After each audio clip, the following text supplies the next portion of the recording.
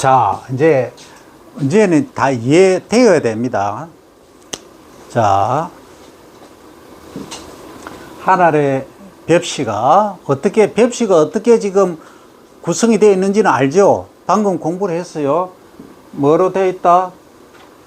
바깥 껍질, 속 껍질, 안 껍질. 그 다음에 암술이 있고, 그죠? 암술대가 있고, 그죠? 요거는 이제 등숙이 되기 전의 얘기야. 그 다음에 필라멘트가 몇 개 있다? 6개 있다 했죠, 그죠? 요게 뭐다? 약이라 했잖아. 수술. 요건 필라멘트고, 그 다음에 요거는 여기 난세포가 있고 조세포가 있고 극핵이 2개 있고, 그죠? 그러면 요 꽃가루가 빼 날아와서 암술주도에 앉아서 여기 하나 결합 2번 하죠, 그죠? 그래서 중복해서 수정한다 해서 중복수정 이렇게 말한다. 요 2개 극핵하고 요 N하고 요 2N이니까 결합하면 요 3N이 되고요. 여기 난세포하고 결합하니까 난세포 N이니까 또 N 결합하면은 2N이 된다. 그래서 요 부분은 뭐가 된다? 배유가 되고요. 요 부분은 배가 된다. 요거는 우리가 식용을 하는 가시 부위고, 요것은 뭐다? 발화하는, 싹이 나는 배 엠브리오가 된다. 이 얘기죠. 이해됐죠? 이게 하나의 종자라고. 근데 이게 나중에 우리가 먹는 부분으로 보면 요 상태에서, 요 상태라고 하는 것은 요 껍질은 깐 거예요. 그러니까 그 껍질 이렇게 그려보자. 요걸 다 바깥에 제거했어. 이게 도정하는 거야. 이제 우리가 먹기 위해서. 그렇게 해보니까 요렇게 생겼는데 요 바깥쪽을 보니까 뭐다? 단백질이 많더라. 이걸 무슨 층이나 호분층, 알레우론 레이어 이렇게 부른다 하는 거죠. 근데 요게 단백질이 전체의 양분 차지하고 있는 요 호분층은 29%의 양분이 있더라. 그죠? 그리고 요 아래쪽에 신운 비타민처럼 생긴 노란색 띄는 거. 요 부분은 뭐죠? 요 배죠, 그죠? 요 부분은 양분이 66% 있다 하는 거예요. 그러면 우리가 도정해서 100ml에서 먹는 쌀 어떻게 생겼다? 요렇게 생겼죠. 요거는 요다 이 말, 배유다 이 말. 극핵이 변해서 된 거죠. 극핵하고 뭐하고 꽃가루하고 결합해서, 그죠? 배유가 된 부분이라고. 영어로 하면 엔도스펌. 이 배는 엠브리오라고 하죠. 비알바요. 자, 그러면 요거는 전체 양분이 5%밖에 없다. 그럼 요거는 핵심이 뭐냐면 스타치다. 전분이다. 전분은 아밀로스와 아밀로 펙틴이다. 요 2가지 전분이 있다. 그럼 아밀로스는 뭐냐? 탄소 이렇게 싱글 본드로 쭉 연결되어 있는 거고요. 아밀로펙틴은 탄소 쭉 싱글 본드로 연결되는데 브랜치를 치고 있는 거지. 이렇게 아주 복잡하게 얼기설기 되어 있다 이 말이죠. 그러면 분해할 때 이게 분해하기 쉬워요? 이게 분해하기 쉬워요? 아밀로스가 분해하기 쉽죠. 싱글 본드로 쭉 연결되어 있으니까, 그죠? 그러면 우리가 소위 이제 인디카 라이스하고 우리가 먹는 자포니카하고 비교해 보면 이 자포니카, 이 찹쌀로 할까요? 그냥 스티키 라이스, 찹쌀 하면 어느 게 분해가 빨라요? 인디카가 빠르죠, 그죠? 그러니까 먹고 돌아서면 배고파. 카레 라이스 이런 거. 근데 우리가 찰밥 먹으면 어떻다? 배가 든든하다. 그 엄마가 아침에 시험 치러 간다 하면은 이 찰밥을 해주죠. 왜? 시험 치다가 배에서 꼬르륵 소리 나면 어때요? 그것 때문에 시험 못 치잖아. 집중 안 되잖아. 집중하라고 엄마가 찰밥 해준다고. 그 다음에 이제 후배들이나 선배님들이 여러분들 수능 시험 치러 가면 뭐 해줘요? 찹쌀떡 해주잖아. 찰싹 붙으라고. 그 핵심은 찰싹 붙으라고 하는 게 이거예요. 배가 든든하라고. 아밀로펙틴이 많은, 분해가 서서히 되는. 그러면 혈당으로 보면 혈당이 이게 빨리 올라갈까요? 이게 빨리 올라갈까요? 분해가 빠른 이게 혈당이 빨리 올라간다. 그 어르신들은 뭘 드셔야 된다? 이걸 드셔야 된다. 됐죠? 아니, 건강까지도 챙겨야 될 거 아니에요. 그죠? 그래서 여러분들이 스타치, 저분의 구조도 알아야 된다. 그리고 지금 나왔던 거 중에 요 이삭이 이제 실제 보면은 요렇게, 그러니까 한 포기에 이삭이 15개 있다 치고 요렇게 생겼죠. 그죠? 요게 이제 실제로 그리 보면 요렇게 생겼다 이 말이에요. 여기서 하나씩 다 달리는 게 뭐다? 요게 나달이다. 요게 자세히 그리 보니까 요렇게 생겼다. 이 얘기죠. 그죠? 요걸 이삭, 영어로 하면 페니컬이라고 하고요. 요거는 뭘 한다? 하나를 나달, 영어로 하면 스파이 크렛 이렇게 부른다 이 얘기입니다. 이거 이해되죠? 그죠? 이해 안 되면 이해되게 해야 됩니다. 이해해야 됩니다. 가장 핵심입니다. 자, 그러면 이 이삭이 이제 출수를 했어. 출수를 할 때는 길이가 처음에 이렇게 자라고, 그 다음 폭, 두께가 이렇게 되고, 이제 다 자라는 형태, 이렇게 되는 거예요. 이 순서대로 되는 과정에서 맨 처음에 딱 자라보니까, 손톱으로 딱 자라보니까 밀크, 우유처럼 하얀 액이 나오더라. 요걸 전유자를 써서 유숙기, 이렇게 풀 익은 때, 다른 말로. 그 다음 해보니까 딱 손톱으로 눌러보니까 밥 있죠, 밥. 풀처럼 돼 있더라.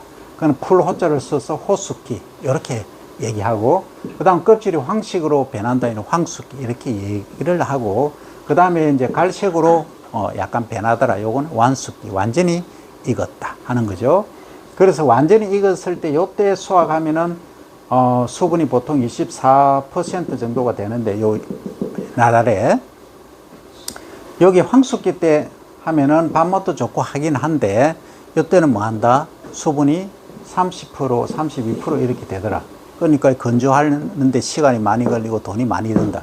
그죠? 그래서 이거는 좀 관리가 어렵다. 그러면 종자로 쓸 때 우리가 시드로, 다음에 내가 이것을 활용해서 뭘 하겠다? 이게 종자가 좋으니까 이걸 심겠다 할 경우에는 완숙기로 하면 안 된다. 어느 때 한다? 황숙기 때 하는 거예요. 이해됩니까? 그러면 이제 우리가 탈곡기가 있다. 이렇게 하면 축이 있어서 로테이션이 이게 막 돌겠죠. 그죠? 회전한다 이 말이에요. 탈곡기로. 그럼 회전하면은 여기 있는 나달이 막 떨어지겠죠. 그죠? 이것들이. 그러면 나달이 하나씩 이렇게 막 떨어지잖아. 그죠? 떨어지는데 이걸 RPM이 뭐죠? Round per minute. 그러니까 1분당 회전 횟수를 예를 들어서 아주 빠르게 한다 해버리면 이게 어때요? 마찰이 커지겠죠. 그러면 종자로 쓸 게 어디예요? 깨지겠지. 종자가 깨지면은 종자 기능을 못 하겠지. 그러면 이 회전 속도를 빨리 해야 된다, 천천히 해야 된다. 천천히 해야 돼. 그럼 얼마?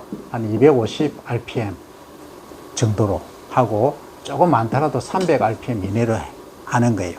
그러면 우리가 식용을 할 거는 이렇게 느리게 하면은 힘들어. 시간이 너무 많이 걸려. 그래서 어떻게 한다? 450 rpm 정도로 하는 거예요. 뭐 한 400, 500 정도. 이거보다 훨씬 더 빨리 돌린다. 그러면 이렇게 수학 작업을 빨리 할 수 있다. 이 말이에요. 이해되죠? 이 수확하는 과정을 영어로 하면 harvest 이렇게 말한다. 이걸 이제 수확을 할 때 과거에는 이렇게 벼가 자라 있으면 전부 낫으로 이렇게 베었어요. 동남아 가면 어떻게 해요? 이 대가리만 이상만 이렇게 자르는 경우도 있죠. 그죠? 아프리카나 이런 데는 이렇게 해요. 우리는 이제 집도 필요하고 하니까 여기 잘라버려요. 뿌리는 아래 있겠죠. 여기 잘라서 이제 콤바인이라는 기기가 있어요. 과거에는 이걸 해서 어떻게 한다? 이 멍석에 과거로 보면 이렇게 늘어나 건조를 시켜. 건조를 시킨 이후에 도리깨나 뭐 짝대기나 이런 거 과거 얘기입니다. 이렇게 두드리면 뭐 된다? 이게 여기서 하나씩 떨어져 나오겠죠. 그죠? 이걸 이제 일명 탈곡이라고 합니다. 탈곡. 스레싱. 이 탈곡은 이삭에서 알맹이가 떨어지게 한다 이 얘기예요. 그게 요거예요. 사실 요 과정. 이해되죠? 근데 과거에는 이렇게 했는데 지금은 이렇게 하는 것은 이제 치유농업에서 이제 처음 삼아 하는 거고, 이 경제성이 없잖아. 그죠? 근데 이제 기계가 나와서 뭐, 콤바인이라는 기계가 나왔어요. 그 콤바인이 투게럴이라는 뜻이죠. 그러니까 이게 자르면서 동시에 스레싱, 탈곡까지 해버리는 기계가 있는 거예요. 그래서 이 콤바인을 가지고 하면은 쫙 여기서 붙어 있는 거 다 떠는 거를 자르는 것까지 싹 다 해버려. 그래서 이 나중에 남은 것은 뭐예요? 이래 나달이 남겠죠. 이 마대에 또는 포대에 담겠죠. 그죠? 그 다음에 지피 있죠. 이렇게. 그죠? 지퍼 이제 논에 우리가 바로 투입을 하느냐. 유기물을 공급하기 위해서. 아니면 우리가 가축을 많이 기르잖아. 특히 이제 소를 사육 많이 하잖아. 그 소 사료로 쓰는 거지. 그러면 이 이제 짚을 뭘로 한다? 머시멜로로 만드는 거지. 이렇게. 이게 뭐죠? 하얀 거 봤죠? 들판에 가면 다음에 보여줄게. 그러면 여기다가 이제 처음에는 이 짚을 그냥 말려서 싹 감고 바깥에 하얀 비닐로 이렇게 감는단 말이지. 그죠? 그 이 안에는 뭐 한다? 발효 미생물을 집어넣어 줘. 그러면 이게 발효가 싹 돼. 그럼 향이 향긋하게 김치 같은 냄새가 나. 그럼 소가 너무 좋아해. 이게 뭐예요? 이제 사료로 가는 거지. 이 짚은. 이렇게 지금 하고 있다고. 이런 게 지금 여기까지 가는 농업이에요. 그럼 우리는 이제 오늘 여기까지 수학까지 이제 공부를 다 한 거라. 이해되죠? 그럼 다음 시간에 할 거는 아까 이 얘기를 했잖아. 잎이 이렇게 맨 끝에 있는 잎을 무슨 잎이라 한다? 지엽 또는 끈엽. 이렇게 우리말로 하면 끈엽. 그 한자어로 하면 지엽. 그죠? 그 다음에 이삭이 이렇게 있다. 그러면 요거는 2엽이라 했죠. 그죠? 그 다음 3엽, 4엽, 5엽이 있는데 이 아래쪽에는 광합성을 거의 안 한다. 그죠? 출수 이후에는. 한 개 1, 지엽, 2엽, 3엽 정도까지는 거의 좀 하긴 해도, 그러면 여기서 광합성 하는 것들이 전부 광합성에서 뭘 만듭니까? 뭘 만들죠?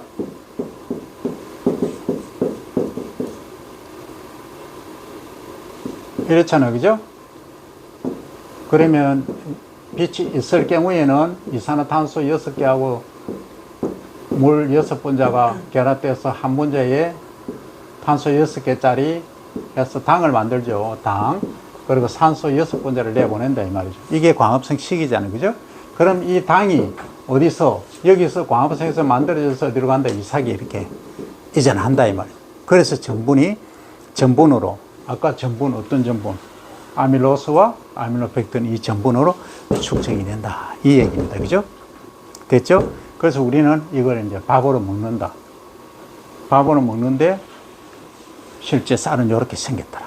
여기까지. 이제 다 한 거야. 그러면 아까 이런 경우 있었잖아. 그러면 이 아래쪽에 하이엽, 다섯 번째, 네 번째 이런 잎들은 고사를 한다 했죠. 여섯 번째, 이런 애들은. 그죠? 말라 죽는다니. 그 말라 죽으면 얘들 양분이 어디로 가느냐? 일로 가는 거예요. 위로. 그 양분의 이동이라. 그래서 우리가 조금 이제 과학적으로 가면 이런 얘기를 해요. SS. 그러니까 SOURC, SINK. 요건 소스는 근원, 원본 이런 말이고, 싱크는 깔아앉는, 저장 이런 뜻이에요. 그러니까 소스는 뭐예요? 소스는 잎이라. 잎에서 광합성 하는 것을 소스라고 하고, 싱크는 뭐다? 이삭을 싱크라 해요. 그래서 소스 싱크 릴레이션십. 그러니까 식물이 웃겨. 이 싱크가 없으면, 이삭이 없으면요, 얘가 놀아. 광합성을 안 해. 그 여러분들도 마찬가지잖아. 목적의식이 없으면 공부 안 해. 내가 공무원이 되겠다, 공기업 취업하겠다, 나는 뭐 스마트 농사 산업을 뭘 하겠다라는 목표의식이 있어야 일을 한다 이 말이에요. 공부를 하고. 이 자연의 이치라. 그래서 여러분들이 이 식물의 원리를 잘 알면은 뭐 한다? 성공을 한다 이 말이에요. 그래서 요게 마지막에 끝을 보는 것은 뭐 한다? 요게 끝에 지엽하고 요 두 번째 잎에서 거의 광합성을 다 하더라. 나머지는 다 시들어서 그름이 된다. 딱 공급해 줘버리니까. 예, 뭘 위해서? 요 이삭을 위해서. 그래서 한 알에 알맹이를, 나다를 만들기 위해서 봄에 씨 뿌리고 여름에 천둥 번개 치고 물대고 관리하고 잡초 제거하고 가을에 이렇게 수확해서 이런 고된 88번의 과정을 노동을 통해서 드디어 한 톨의 쌀알이 만들어진다. 이게 여러분들의 생명을 유지한다 이 말이죠. 그게 우리의 생명이고 역사이다. 마칠라 했는데 안 되겠어. 반응이 전혀 없었어. 자, 여러분들 지금 면적에 관한 개념이 너무 없어. 자, 국제적으로 우리가 국제적 하기 전에 통상적으로 얘기하는 거 한번 볼게요. 자, 길이 단위부터 봅니다. 길이는 여러분들 보통 메다라는 단위를 많이 쓰잖아. 그죠? 메다 위에는 킬로미터 이렇게 쓰죠. 그 다음 메타 이하는 센티미터, 그 다음 밀리미터.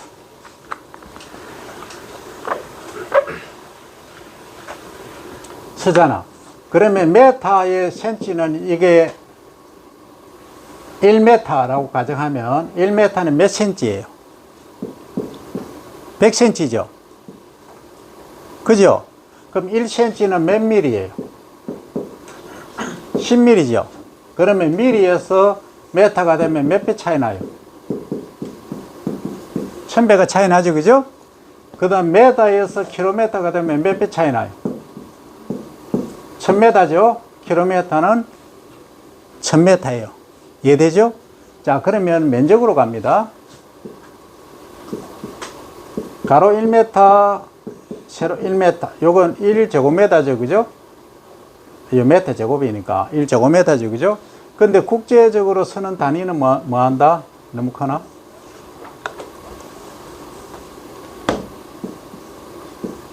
통상적으로 조금 밸런스가 안 맞다. 10m, 10m. 그럼 몇 제곱미터? 100제곱미터죠. 그러면 요걸 우리가 R라고 쓴다 이 말이죠. 국제적으로 R라고 얘기를 해요. 그럼 우리 논이나 반 면적은 크지 않아. 작아. 그래서 요거의 10배 정도 되는 30, 33 정도 하면 약 1000제곱미터 곱하면 그죠? 요렇게 쓴다 이 말. 우리나라에서 쓰는 단위. 그럼 요게 R니까 요거의 몇 배? 10배죠.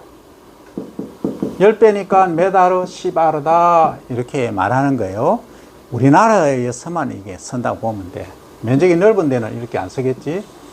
자, 그런데 국제 단위는 미국이나 뭐 캐나다 이런 데는 프랑스는 너무 면적이 크다 이 말이에요.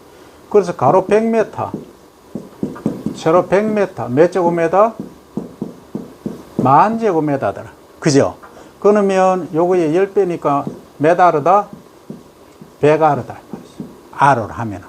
그죠? 그런데 말입니다. 우리나라는 이 10,000제곱미터, 1000제곱미터 하면 머리가 아파.